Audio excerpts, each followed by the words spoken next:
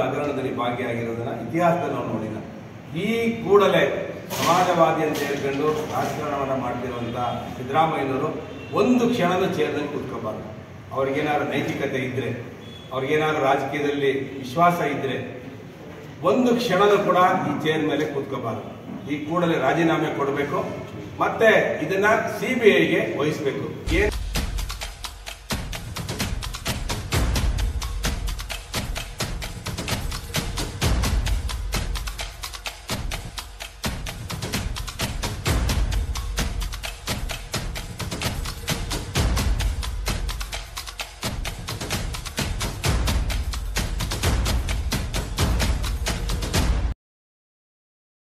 ಕರ್ನಾಟಕ ರಾಜ್ಯದ ಮುಖ್ಯಮಂತ್ರಿಗಳಾದಂತಹ ಸನ್ಮಾನ್ಯ ಸಿದ್ದರಾಮಯ್ಯನವರ ಶ್ರೀಮತಿಯವರು ಪಾರ್ವತಮ್ಮನವರು ಮೂಡಾದಲ್ಲಿ ಮಾಡಿರುವಂತಹ ಅಕ್ರಮ, ಮುಖ್ಯಮಂತ್ರಿಗಳು ಸೇರಿ ಈ ಒಂದು 14 ನಿವೇಶನಗಳನ್ನು ಏನು ಹಂಚಿಕೆ ಮಾಡಿದ್ದಾರೆ ಮೂಡಾದಲ್ಲಿ, ನೇರವಾಗಿ ಸಿದ್ದರಾಮಯ್ಯನವರು ಇದರಲ್ಲಿ ಭಾಗಿಯಾಗಿದ್ದಾರೆ.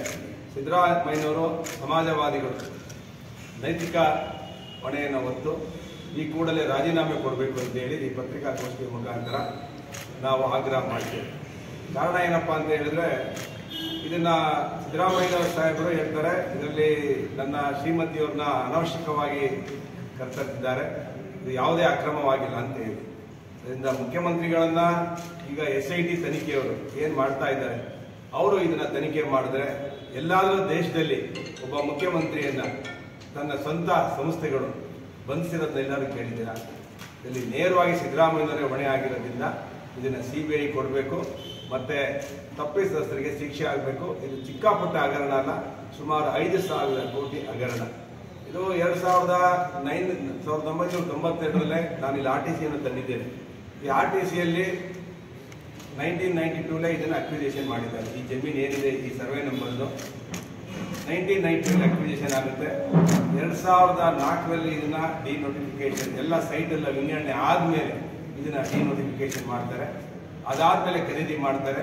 ಅದಾದ್ಮೇಲೆ ಖರೀದಿ ಮಾಡಿದ್ಮೇಲೆ ಸಿದ್ದರಾಮಯ್ಯನವರ ಶ್ರೀಮತಿಯವರ ಅಣ್ಣ ಇದನ್ನ ಖರೀದಿ ಮಾಡ್ತಾರೆ. ಅರ್ಶಿನ ಕುಂಕುಮಕ್ಕೆ ಅಂತ ಹೇಳಿ ಅವರ ಶ್ರೀಮತಿಗೆ ದಾನ ಮಾಡ್ತಾರೆ. ದಾನ ಮಾಡಿದ್ಮೇಲೆ ಅವರ ಅಕ್ವಿಜೇಷನ್ ಮಾಡಿದ ರೇಟ್ ಅವತ್ತು ಎಷ್ಟಪ್ಪ ಅಂದ್ರೆ 1 ಕೋಟಿ ರೂಪಾಯಿ, 3.16 ಎಕರೆ ಜಮೀನಿಗೆ 1992 ಡಿಕ್ಲೇರ್ ಮಾಡಿರೋದಕ್ಕೆ 1 ಕೋಟಿ ಪರಿಹಾರ ಕ್ಲೀನಾಗಿ ಮೂಡಾದವರೇ ಅದನ್ನು ಹೇಳಿದ್ದಾರೆ. 1 ಕೋಟಿ ಹಣವನ್ನ ಅವರು ತಗೊಳ್ಳದಲೆ ಡಿಲಿಮಿಟೇಷನ್, ಅದನ್ನ ಡಿನೋಟಿಫಿಕೇಶನ್ ಮಾಡಿ, ಅದನ್ನ ಖರೀದಿ ಮಾಡಿ, ಸೈಟ್ ಆಗೋದ್ಮೇಲೆ ಡಿನೋಟಿಫಿಕೇಶನ್ ಮಾಡಿ, ಅದನ್ನ ಖರೀದಿ ಮಾಡಿ, ಅದನ್ನ ಮೂಡಾದವರ ಹತ್ರ 14 ಸೈಟ್ನ ಹೊಡೆದಿರೋದು. ಇದು ಕರ್ನಾಟಕ ರಾಜ್ಯದ ಇತಿಹಾಸದಲ್ಲಿ ಒಬ್ಬ ಮುಖ್ಯಮಂತ್ರಿಗಳಾಗಿ ಇಂಥ ಒಂದು ಹಗರಣದಲ್ಲಿ ಭಾಗಿಯಾಗಿರೋದನ್ನ ಇತಿಹಾಸದಲ್ಲಿ ನಾವು ನೋಡಿಲ್ಲ. ಈ ಕೂಡಲೇ ಸಮಾಜವಾದಿ ಅಂತ ಹೇಳ್ಕೊಂಡು ರಾಜಕಾರಣವನ್ನ ಮಾಡ್ತಿರುವಂತಹ ಸಿದ್ದರಾಮಯ್ಯನವರು ಒಂದು ಕ್ಷಣದ ಚೇರ್ನಲ್ಲಿ ಕೂತ್ಕೋಬಾರ್ದು. ಅವ್ರಿಗೇನಾದ್ರು ನೈತಿಕತೆ ಇದ್ರೆ, ಅವ್ರಿಗೇನಾದ್ರು ರಾಜಕೀಯದಲ್ಲಿ ವಿಶ್ವಾಸ ಇದ್ರೆ ಒಂದು ಕ್ಷಣದ ಕೂಡ ಈ ಚೇರ್ ಮೇಲೆ ಕೂತ್ಕೋಬಾರ್ದು. ಈ ಕೂಡಲೇ ರಾಜೀನಾಮೆ ಕೊಡಬೇಕು, ಮತ್ತೆ ಇದನ್ನ CBIಗೆ ವಹಿಸಬೇಕು. ಮುಚ್ಚಾಕುವಂತ ಪ್ರಯತ್ನ ಮಾಡುವಂಥವ್ರು, ಮುಚ್ಚಾಕೋದು ಕಾನೂನಲ್ಲಿ ಎಷ್ಟು ಅಪರಾಧ ಅಂತ ಗೊತ್ತಿದೆ. ಇದು CBIಗಾದ್ರೆ ಬೈರತಿ ಸುರೇಶ್ ಅವರು ಕೂಡ ಜೈಲಿಗೆ ಹೋಗ್ಬೇಕಾಗುತ್ತೆ. ಯಾವೊಬ್ಬ ನಾಯಕನ ರಕ್ಷಣೆ ಮಾಡ್ಕೊಳ್ಳಕ್ ಹೋಗಿ ತಾನು ಜೈಲು ಪಾಲಾಗೋದನ್ನು ಯುವಕರಿದ್ದಾರೆ. ಅವ್ರನ್ನೂ ಕೂಡ ಈ ಕೂಡಲೇ ಸಿದ್ದರಾಮಯ್ಯನವರು ಮತ್ತೆ ಗವರ್ನರ್ ಈ ಕೂಡಲೇ ಅಲ್ಲಿರುವಂತಹ ಮೂಡ ಡಾಕ್ಯುಮೆಂಟ್ಗಳನ್ನ ವಶಪಡಿಸ್ಕೋಬೇಕು. ಮತ್ತೆ ಯಾವುದೇ ನಾಶ ಆಗದಂಗೆ ಡಾಕ್ಯುಮೆಂಟ್ಗಳನ್ನ ತಕ್ಷಣ ವಶಪಡಿಸ್ಕೋಬೇಕು ಸರ್ಕಾರದಲ್ಲಿ. ಮತ್ತೆ ಇದನ್ನ CBIಗೆ ತನಿಖೆಗೆ ಆದೇಶ ಮಾಡಬೇಕು ಅಂತ ಹೇಳಿ ಆಗ್ರಹ ಮಾಡ್ತೀವಿ. ಇನ್ನೊಂದು ಮುಖ್ಯವಾಗಿ ಹೇಳ್ಬೇಕು ಅಂತ ಹೇಳಿದ್ರೆ, ನಾವು ನೋಡಿದ ಈಗ ರೇವಣ್ಣ ಅವರ ಕೇಸಲ್ಲಿ SIT ಅವರು ಯಾವ ರೀತಿ ಆಕ್ಟ್ ಮಾಡಿದ್ರು. ಇನ್ನು ರೇವಣ್ಣ ಸೂರಜ್ ಸ್ಟೇಷನ್ಗೆ ಹೋದ ತಕ್ಷಣ ಹಿಡಿದು ಅರೆಸ್ಟ್ ಮಾಡಿ ಜೈಲಿಗೆ ಹಾಕ್ತಾರೆ. ಯಡಿಯೂರಪ್ಪನವ್ರದ್ದು ಯಾವುದೋ ಒಂದು ಕೇಸ್ ಇಲ್ಲದೆ ಕೂಡ ಬಂಧಿಸಕ್ಕೆ ಹೋಗ್ತಾರೆ. ಅದರಿಂದ ನಾನು ಪ್ರತಿಪಕ್ಷಗಳಿಗೆ ಒಂದು ಕಾನೂನು ಇದ್ರೆ ವಿರೋಧ ಪಕ್ಷಕ್ಕೆ ಒಂದು ಕಾನೂನನ್ನ ನಾವು ನೋಡ್ತಿದ್ದೇವೆ. ಅದರಿಂದ ಕರ್ನಾಟಕ ರಾಜ್ಯದ ಪೊಲೀಸ್ ಅಧಿಕಾರಿಗಳ ಮೇಲೆ SITಗಳ ಮೇಲೆ ನಮಗೆ 1% ನಂಬಿಕೆ ಇಲ್ಲ. ಈ ನಿಜ ಈಚೆಗೆ ಬರಬೇಕು ಅಂದ್ರೆ, ಸತ್ಯ ಈಚೆಗೆ ಬರಬೇಕು ಅಂತ ಹೇಳಿದ್ರೆ, ಒಬ್ಬ ಮುಖ್ಯಮಂತ್ರಿ ಹಗರಣದಲ್ಲಿ ಭಾಗಿಯಾಗಿರೋದ್ರಿಂದ ಮುಖ್ಯಮಂತ್ರಿಗಳಿಗೆ ನಾವು ವಿನಂತಿ ಮಾಡ್ತೇವೆ, ಈ ಕೂಡಲೇ CBI ಕೊಡಬೇಕು, ನಿಮ್ಮ ಚೇರ್ ಖಾಲಿ ಮಾಡಬೇಕು. ಇಲ್ಲ ಅಂದ್ರೆ 15ನೇ ತಾರೀಕು ನಡೆಯುವಂತಹ ಅಧಿವೇಶನದಲ್ಲಿ ಯಾವುದೇ ಕಾರಣಕ್ಕೂ ಅಧಿವೇಶನದಲ್ಲಿ ನಿಮ್ಮ ವಿರುದ್ಧ ಘೋಷಣೆ ಕೂಗ್ತೇವೆ. ನೀವು ಜೈಲ್ ಇಳಿಯೋವರೆಗೂ ಕರ್ನಾಟಕ ರಾಜ್ಯದಲ್ಲಿ ನಾವು ಹೋರಾಟವನ್ನು ಮಾಡ್ತೇವೆ. ಸೈಟ್ಗಳು ಮಾಡಿಬಿಡ್ತಾರೆ, ಹಂಚಿಬಿಡ್ತಾರೆ. 2004ರಲ್ಲಿ ಡಿ ನೋಟಿಫೈ ಮಾಡ್ತಾರೆ. ಎಲ್ಲ ಸೈಟ್ ಎಲ್ಲ ಆಗೋದ್ಮೇಲೆ ಡಿ ನೋಟಿಫೈ ಮಾಡೋದು ಪ್ರಪಂಚದಲ್ಲಿ ಎಲ್ಲರೂ ಕೇಳಿದ್ದೀರಾ? ಅಂದ್ರೆ ಯಾವಾಗ ಸರ್ಕಾರ ತಾಳಿದೋ ಸರ್ಕಾರ ಭೂಮಿನ ಬಿಟ್ಕೊಡ್ತೀನಿ ಅಂತ ಹೇಳಿ ಒಂದು ಆದೇಶ ಮಾಡ್ತಾರೆ. ಜಾಸ್ತಿ ಮಾಡ್ಕೊಳ್ಳಿಕ್ಕೆ ನೋಟಿಫಿಕೇಶನ್ ಪೊಲಿಟಿಕಲ್ ಇನ್ಫ್ಲೂಯೆನ್ಸ್ ಇದೆ. ಏನ್ ಕಾರಣ ಏನಿಲ್ಲ, ರಾಜಕೀಯ ಶಕ್ತಿ ಇದ್ರೆ ಏನ್ ಬೇಕಾದ್ರೆ ರಾಜ್ಯದಲ್ಲಿ ಮಾಡ್ಬೋದು ಅನ್ನೋದಕ್ಕೆ ಇದೊಂದು ತಾಜಾ ಉದಾಹರಣೆ. ಈಗ ಏಷ್ಯಾ ಖಂಡದಲ್ಲೇ ನಂಬರ್ 1 ನಗರ ವಿಜಯನಗರ. ಅಂದ್ರೆ 1000 ರೂಪಾಯಿ ಇರುವಂತಹ ಸ್ಕ್ವೇರ್ ಫೀಟ್ ಜಾಗದಲ್ಲಿ ಏನಿದೆ ಅಕ್ವಿಸಿಷನ್ ಆಗಿರುತ್ತೋ ಅವತ್ತಿನ ವ್ಯಾಲ್ಯೂ ಅಲ್ಲಿ ಕೊಡಬೇಕು. ಇದು 50,000 ರೂಪಾಯಿ ಸ್ಕ್ವೇರ್ ಫೀಟ್ ಇರುವಂತಹ ಜಾಗದಲ್ಲಿ ಇದನ್ನ ಅಕ್ವಿಸಿಷನ್ ಮಾಡುವಂತಹ 14 ಸೈಟ್ ಕೂಡ ಅದರಲ್ಲೂ ಕೂಡ ಫ್ರಾಡ್ ಮಾಡಿದ್ದಾರೆ. ಅಂದ್ರೆ ಸುಮಾರು ಇದೊಂದು 100 ಕೋಟಿ ಮೇಲೆ ಈ ಸೈಟಿನ ವ್ಯಾಲ್ಯೂ ಇರೋದು ಮೈಸೂರಿನಲ್ಲಿ. ಅಂದ್ರೆ ಇದು ಸೀರಿಯಸ್ ಲ್ಯಾಪ್ಸ್. ಮುಖ್ಯಮಂತ್ರಿಗಳಾಗಿ ಎಲ್ಲ ಕಾನೂನನ್ನು ತಿಳ್ಕೊಂಡಿರುವಂತವರು ಮುಖ್ಯಮಂತ್ರಿಗಳಾಗಿ ಇದೊಂದು ಫ್ರಾಡ್ ಅಲ್ಲಿ ಇನ್ವಾಲ್ವ್ ಆಗಿದ್ದಾರೆ ಅಂತ ಹೇಳಿದ್ರೆ ಇದೊಂದು ದೊಡ್ಡ ಹಗರಣ. ಇದನ್ನ ರಾಜ್ಯದ ಜನ ನೋಡ್ತಾ ಇದ್ದಾರೆ. ಸಿದ್ದರಾಮಯ್ಯನವರು ಯಾವುದೇ ಕಾರಣಕ್ಕೂ ಆ ಚೇರ್ನಲ್ಲಿ ಕೂತ್ಕೊಳ್ಳಿಕ್ಕೆ 1 ನಿಮಿಷನೂ ಕೂಡ ಯೋಗ್ಯತೆ ಇಲ್ಲ ಅಂತ ಹೇಳಿ ಈ ಗೋಷ್ಠಿಯ ಮುಖಾಂತರ ನಾನು ಆಗ್ರಹ ಮಾಡ್ತಿದ್ದೇನೆ. ಇದನ್ನ PIL ಹಾಕ್ಬಿಟ್ಟು ಮಾಡ್ತೀವಿ ನಾವು. ಇವ್ರು ಏನಾದ್ರು ಕೊಟ್ಟಿಲ್ಲ ಅಂದ್ರೆ PIL ಹಾಕ್ತೀವಿ. ಇದರಿಂದ ದೊಡ್ಡ ಹಗರಣ. ಮುಖ್ಯಮಂತ್ರಿಗಳು ಇನ್ವಾಲ್ವ್ ಆಗಿರೋ ಹಗರಣ ಕೊಡೋದಿಲ್ಲ ಅಂತ ಹೇಳ್ತೀವಿ.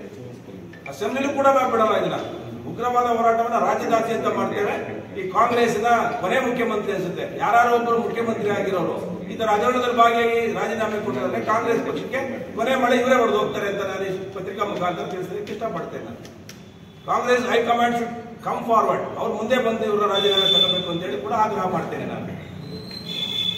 ಕುಮಾರಸ್ವಾಮಿ ಅವರು ಇದನ್ನು ಬಯಲು ಮಾಡಿದ್ರೆ ಹಾಗೆ ಮುಚ್ಚೋಗ್ತಿತ್ತ? ಇದು ಕುಮಾರಸ್ವಾಮಿ ಅಲ್ಲ, ಬಹಳ ಜನ ಇದು ಮಾಡಿದ್ರು. ಕುಮಾರಸ್ವಾಮಿ ಅವರದಲ್ಲಿ ಏನಿಲ್ಲ, ಬಹಳಷ್ಟು ಜನ ಇದ್ರ ಮುಂದೆ ವಿಶ್ವನಾಥ್ ಅವರು ಹೇಳಿದ್ದಾರೆ. ಅಲ್ಲಿದ್ದಂತ ಮಾಜಿ ಸಚಿವರಾಗಿದ್ದವರು, ಶಾಸಕರಾಗಿದ್ದಂತವ್ರು ಅವ್ರು ಹೇಳಿದ್ದಾರೆ. ಸಾಕಷ್ಟು ಜನ ಸಮಾಜವಾದಿ RTA ಕಾರ್ಯಕರ್ತರು ಡಾಕ್ಯುಮೆಂಟ್ಸ್ ತಗೊಂಡಿದ್ದಾರೆ. ಎಲ್ಲರೂ ಕೂಡ ಇದು ಹೋರಾಟ ಮಾಡ್ತಿದ್ದಾರೆ. ಜಾತ್ಯತೀತ ಜನತಾದಳ ಇರ್ಬೋದು, BJP ಇರ್ಬೋದು, ಕಾಂಗ್ರೆಸ್ ಅಲ್ಲಿರುವಂತಹ ಹರಿಪ್ರಸಾದ್ ಅವರು ಕೂಡ ನೆನೆ ಹೇಳಿದ್ದಾರೆ. ಇದು ಅಂತಿಂತ ಹಗರಣ ಅಲ್ಲ, ಸೀರಿಯಸ್ ಹಗರಣ. ಇದು ನೈತಿಕತೆ ಯಾರು ಪಾಲುದಾರರಾಗಿದ್ದಾರೆ ಅವರು ರಾಜೀನಾಮೆ ಕೊಡಬೇಕು ಅನ್ನೋದನ್ನು ಕೂಡ ನೆನೆ ಹರಿಪ್ರಸಾದ್ ಅವರು ಒಂದು ಸ್ಟೇಟ್ಮೆಂಟ್ ಕೂಡ ಇದ್ರಲ್ಲಿ ಮಾಡಿದ್ದಾರೆ. ನಾನು ನೋಡಿದ್ದೇನೆ ಪತ್ರಿಕೆ ಹೇಳಿಕೆಯಲ್ಲಿ, ಪತ್ರಿಕೆಯಲ್ಲಿ ಬಂದಿದೆ. ಕಾಂಗ್ರೆಸ್ ಪಕ್ಷದವರು ಕೂಡ ಆಗ್ರಹ ಮಾಡ್ತಾ ಇದ್ದಾರೆ ಇದನ್ನ ತನಿಖೆ ಆಗ್ಬೇಕು ಅಂತ ಹೇಳಿ. ಅಂಡರ್ ಇದೆ ಅಲ್ಲಿ. ಬೇರೆ ಕಡೆ ಅಧಿಕಾರಿಗಳು ಹೆಂಗ್ ಕೊಟ್ರು ಸರ್ ಅಲ್ಲಿ? ಅದೇ ಇದರಲ್ಲಿ ನೋಡಿ, ಮೂಡ ಅಧ್ಯಕ್ಷದಿಂದ ಹಿಡಿದು ಎಲ್ಲರೂ ಕೂಡ ಭಾಗಿಯಾಗಿದ್ದಾರೆ. ಮತ್ತೆ ಎಲ್ಲರಿಗೂ ಶಿಕ್ಷೆ ಆಗ್ಬೇಕು. ಫಸ್ಟ್ ಮುಖ್ಯಮಂತ್ರಿಗೆ ಆಗ್ಬೇಕ್ರಿ. ಆದ್ರೆ ಎಲ್ಲರಿಗೂ ಆದಂಗೆ ಮುಖ್ಯಮಂತ್ರಿ ತನಿಖೆ CBI ಕೊಟ್ರೆ ಫಸ್ಟ್ ಮುಖ್ಯಮಂತ್ರಿನೇ ಮೊದಲ ಆರೋಪಿ ಇದರಲ್ಲಿ.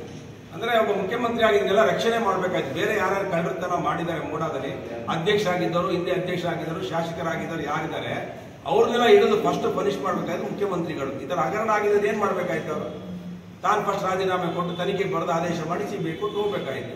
ತಪ್ಪಿಸಿದ್ರೆ ಯಾರಿದ್ರೆ ಎಲ್ಲರೂ ಶಿಕ್ಷೆ ಆಗಲಿ ಅಂತ ಹೇಳಿ ಇವರೇ ಸೇರ್ಕೊಂಡ್ಬಿಟ್ಟಿದಾರಲ್ಲ, ಮುಖ್ಯಮಂತ್ರಿಗಳೇ ಇವರು ಸೇರ್ಕೊಂಡ್ಬಿಟ್ಟಿದಾರಲ್ಲ. ಇವರೇ 3.5 ಎಕರೆ ಯಾವಾಗಲೂ 2092ರಲ್ಲಿ ಆಗಿರೋ ಹಗರಣದಲ್ಲಿ ಇವಾಗ ಅವರು ಡಿನೋಟಿಫಿಕೇಶನ್ ಮಾಡಿ ಅದೇನೋ ಕುಂಕುಮಕ್ಕೆ ತಗೊಂಡು ಅದ್ರ ಮುಖಾಂತರ ಇದು ದಲಿತನ ಜಮೀನನ್ನ, ಪಾಪ ದಲಿತ 100 ರೂಪಾಯಿ ಹರಾಜಿನ ತಗೊಂಡಿರೋ ಜಮೀನು ದಲಿತನ ಜಮೀನಲ್ಲೇ ಲೂಟಿ ಹೊಡೆದಿದ್ದಾರೆ ಅಂತ ಹೇಳಿದ್ರೆ ಇವರೇನು ಸಮಾಜವಾದಿನ? ಇವರು ದಲಿತರ ಪರ ಮಾತಾಡೋದು ನೈತಿಕತೆ ಇದೆಯಾ? ಬಡವ್ರ ಪರ ಮಾತಾಡೋದು ನೈತಿಕತೆ ಇದೆಯಾ ಮುಖ್ಯಮಂತ್ರಿಗಳಿಗೆ? 1 ನಿಮಿಷನೂ ಕೂಡ ಈ ಚೇರಲ್ಲಿ ಕೂತ್ಕೋಬಾರದು ಅಂತಲ್ಲಿ ಈ ಗೋಷ್ಠಿ ಮುಖಾಂತರ ನಾವು ಆಗ್ರಹ ಮಾಡ್ತೇವೆ.